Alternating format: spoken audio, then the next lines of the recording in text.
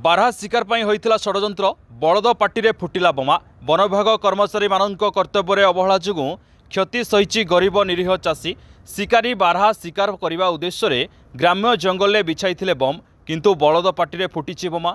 एभली दृश्य देखा मिली केन्दुझर जिला हरिचंदनपुर ब्लॉक पीठगोला ग्राम पंचायत शरधापसी गाँव में। यह ग्रामर चाषी खगेश्वर नायक प्रतिदिन भली आज गाई गोरु गुड़ी को चराइबा लगी नहीं।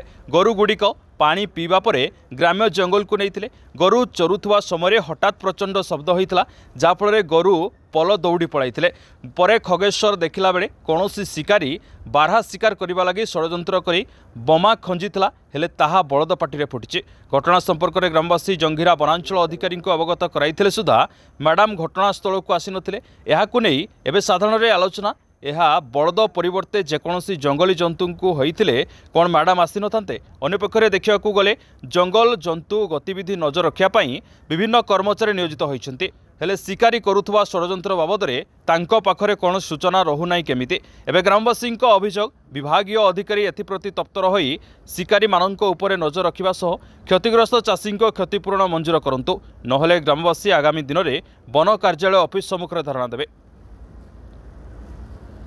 केन्दुझर घटगाँव त्रिलोचन पात्र रिपोर्ट पवित्र न्यूज ओडिशा।